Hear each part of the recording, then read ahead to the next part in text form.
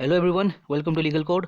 I'm Advocate Neeraj, and today we are going to discuss a previous question paper of All India Bar Examination 2021. This is a practice set number 19. इससे पहले मैंने channel में practice set number 18 तक upload कर दिया है. आप लोग से रिक्वेस्ट किया जाता है कि आप लोग जाएं और मैक्सिमम से मैक्सिमम रिवाइज करें because most of the question previous question paper से आते हैं. नेक्स्ट, इंग्लिश केस था रेलन ब्राम फ्लेचर का केस. एक वेरी इंपॉर्टेंट केस है और यह आता आपका स्ट्रिक्ट लाइबिलिटी से. इसका आंसर नहीं दिया गया इसमें, तो इसका जो आंसर है स्ट्रिक्ट लाइबिलिटी के आधार पर है. नेक्स्ट, इनमें से एक वैलिड सेल के लिए कौन सी एसेंशियल क्वालिटीज़ या इंपॉर्टेंट चीज़ें नहीं होती नेसेसरी. इसमें कौन कौन सी एसेंशियल या नेसेसरी चीज़ें होनी चाहिए एक वैलिड सेल के लिए. तो इसका आंसर लिखा कि it must be agreement to sell, ये नहीं होता. बाकी the parties must be competent to contract, mental consent होनी चाहिए, प्रॉपर्टी को ट्रांसफर भी की जानी चाहिए, लेकिन इसके लिए एग्रीमेंट टू सेल होना जरूरी नहीं है. नेक्स्ट, कस्टोडियन डेथ एक सबसे वर्स्ट क्राइम माना जाता है एक सिविलाइज सोसाइटी में. तो ये कौन से केस में सुप्रीम कोर्ट द्वारा एक जजमेंट दिया गया था. इसका आंसर है सीरियज D K. Basu versus state of Bengal. Next, a suit for the compensation for the force imprisonment. तो इसके लिए आपको एक लिमिटेशन पीरियड के थे, यानी कि 1 साल के अंदर आपको दाखिल करना पड़ता है कंपेंसेशन के लिए. Next, rule of law is defined by the AYDC. That is very very important. इसका आंसर सी है, डी इसका आंसर नहीं है, सी इसका आंसर है. नेक्स्ट, FIR को दायर करने के लिए समय सीमा कौन सी है. तो इसका आंसर है डी, यानी कि FIR के लिए समय सीमा कोई भी निर्धारित नहीं की गई है. Next, which of the following is a true of the rules framed by the supreme court with reference to appeal. तो इसका आंसर है इसमें से कोई भी नहीं है. Next, an appeal against order pass under section number 27 of the consumer protection act 1986. तो नेशनल कमीशन में कहाँ पे किया जाता है, सुप्रीम कोर्ट पे.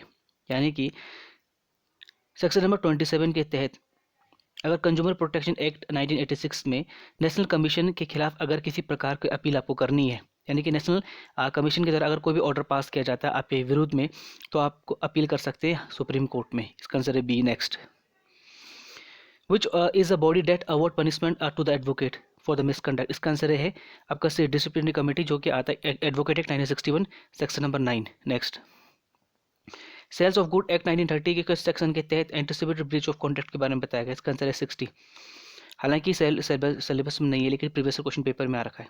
नेक्स्ट, क्रिमिनल प्रोसीडिंग्स अगर इन्फ्रिंजर के खिलाफ किया जाता है कॉपीराइट एक्ट के तहत, वो आता है आपका C 63 से लेकर 70 के बीच में बताया गया है सेक्शन नंबर. नेक्स्ट, किस सेक्शन के तहत भारतीय रजिस्ट्रेशन अधिनियम 1908 के तहत एक कंपल्सरी रजिस्ट्रेशन के बारे में बताया गया for the instrument of gifts and immovable properties.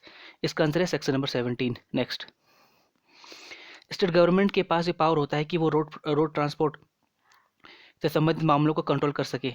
तो मोटर व्हीकल एक्ट 1988 की किस धारा के तहत बताया गया. तो इसका आंसर ए है, that is 67 of the motor vehicle act 1988. Next, list pendens का जो मामला है ये ट्रांसफर प्रॉपर्टी एक्ट में आता है सेक्शन नंबर 52 में. नेक्स्ट, इनमें से कौन सा स्टेटमेंट जो है सही बताया गया है for the characteristic of international law. Characteristic law के लिए कौन सी इसमें चीज़ होनी चाहिए. तो 75 का आंसर ये है कि एक ये it has a formal law enforcing agency. इसका सही जवाब है. Next, deferred mehr is payable at the time of divorce और at the time of death of spouse. तो इसका आंसर है यानी कि ये स्टेटमेंट बिल्कुल सही है और ये सुनी लॉ के तहत होता है. डिफर्ड मेयर के तहत डाइवोर्स के समय ही आपको मेहर को दिया जाता है या पति या पत्नी में किसी की मृत्यु के तुरंत बाद दिया जाता है. इसका आंसर ए है. Next, direct declaration section number 32 of Indian evidence act क्या है. ये जो डायरेक्ट डिक्लेरेशन दिया जाता है वो मृतक के द्वारा अपनी मृत्यु के पहले दिया जाता है. नेक्स्ट, जजमेंट जो होता है जब डिलीवर किया जाता है किसी पक्षकार को या उनके वकीलों को, तो जब खुले न्यायालय में जब न्यायालय के द्वारा जब निर्णय सुना जाता है, तो या तो वो जजमेंट के सारे यानी कि सारे जो जजमेंट होते हैं उसको पढ़कर सुना जाता है, या फिर उस जजमेंट को बात करें तो ये उस जजमेंट को पूरी तरह से पढ़कर सुना जाता है, या फिर by reading out the operative part of the judgment, यानी कि जजमेंट के केवल जो कार्यात्मक पार्ट्स जो होते हैं केवल उसी के बारे में. इसका आंसर है D, all of the above. Which of the following deals with the evidence of a prosecution. Next, which of the following deals with the evidence of the prosecution.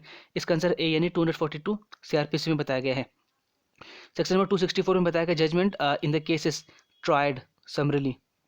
235 में बताया गया है जजमेंट ऑफ द एक्विटल और commission, और 237 में बताया गया है procedure in the cases instituted under section 199(2). Next, abetting the commission of suicide किस में बताया गया? 306 में। इसका आंसर है गलत। नेक्स्ट, तो इसी के साथ ये सेशन समाप्त होता है। आप लोग से रिक्वेस्ट किया जाता है कि आप लोग चैनल में जाएं, इसको मैक्सिमम से मैक्सिमम लाइक करें, शेयर करें, सब्सक्राइब करें, फॉलो करें, और thank you for your precious time.